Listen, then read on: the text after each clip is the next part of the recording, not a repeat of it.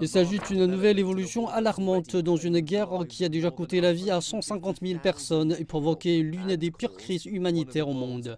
Les tentatives visant à obtenir une prolongation du cessez-le-feu semblent pour l'instant dans l'impasse, ce qui fait craindre une escalade de la violence. Bien que la trêve entre la milice Houthi et la coalition soutenue par l'Arabie saoudite ait été rompue à plusieurs reprises par les deux parties, sa mise en application au cours des 6 derniers mois a permis de réduire considérablement le nombre de victimes civiles au Yémen.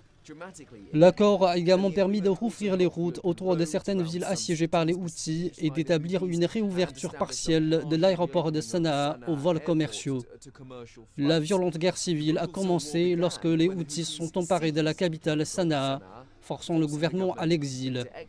La coalition saoudienne est entrée dans les combats un an plus tard pour tenter de rétablir au pouvoir le gouvernement déchu, créant ainsi une guerre régionale par procuration entre l'Arabie saoudite et l'Iran.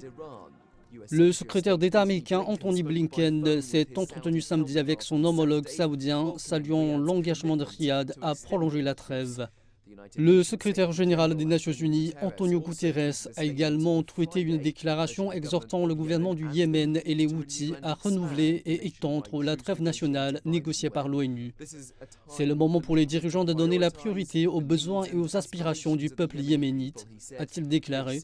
C'est le moment de choisir la paix pour de bon. Il reste un espoir de maintenir la trêve.